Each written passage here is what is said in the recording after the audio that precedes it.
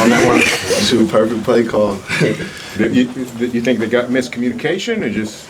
Shoot, I don't know what happened on their end. I just know Coach Arbuckle called a great call. What'd you think when you run out there and there's literally no one within 20 yards of you? Shoot, I was just waving my hand. I was like, John. I was yelling it too. Could you hear the crowd? I don't know. I couldn't. Yeah, I block out the crowd. You could hear a throw it. Yeah, it's crazy. Like every time I have a big play, I just block out the crowd. I can't hear any noise. Isaiah, just this whole season, you transfer in here to a team that went 6-7 a year ago.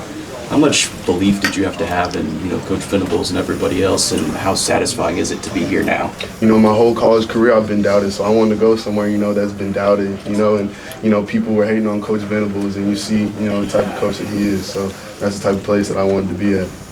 What does it mean to you to be hard to kill? Shoot, Coach Venables preaches it, and, we just got to go out there and execute, be us. You think your quarterback's hard to kill? Oh, for sure. That's my guy. You had a big return today. It looked like you were waiting all day trying to get a chance to return. What setup if you're able to get that big one?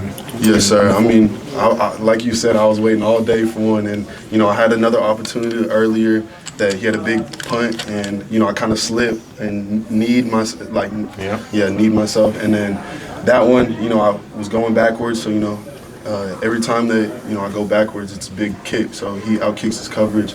I had to make some shake on that one.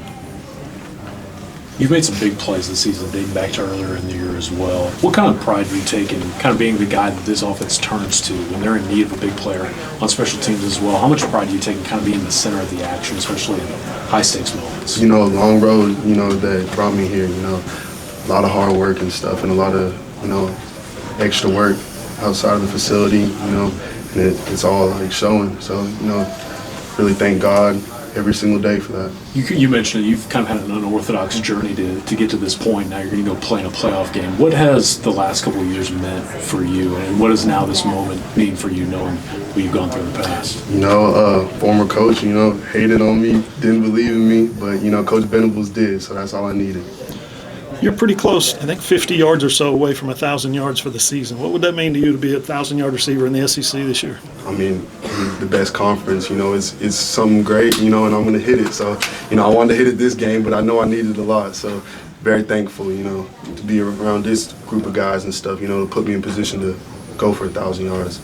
Isaiah, what do you think about the opportunity to play one more game here in Norman? You guys basically clinched the playoff spot today.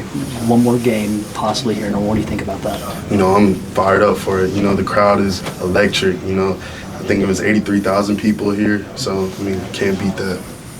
Was there any bit of doubt in you? You guys, Mateer throws his third interception. You guys can't get in the end zone. No, I didn't have any doubt. Go back and look at the Auburn game. We were battling. Football is going to come down, especially SEC ball, is going to come down to the last possession a lot of times, and it's happened a lot this year. So, I didn't have any doubts. 3 picks in the first 3 quarters, 2 picks in the third quarter. There were no doubts, you just said, but did he show you something extra tonight? Did he show you something a little more than before, or is that just you always knew it was in him? John, we're talking about. It's a team game. He bounced back, and whenever we needed him the most, he was there. You that inspire the guys a little bit in the fourth quarter, maybe inspire the defense to see him throw 2 TDs in the fourth quarter?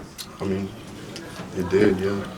You mentioned no doubt. Everyone sees the big plays on the field, but can you kind of describe the scenes on the sideline, maybe what some of the leadership that was taking place, the belief that was found on the sideline, and what you saw from your teammates in the stretch before, obviously going to make the game-winning plays? John's our biggest leader on offense, and every single drive, he comes down. Win, lose, or draw, it doesn't matter how the drive goes. He always, encourages us and, has us in a good headspace.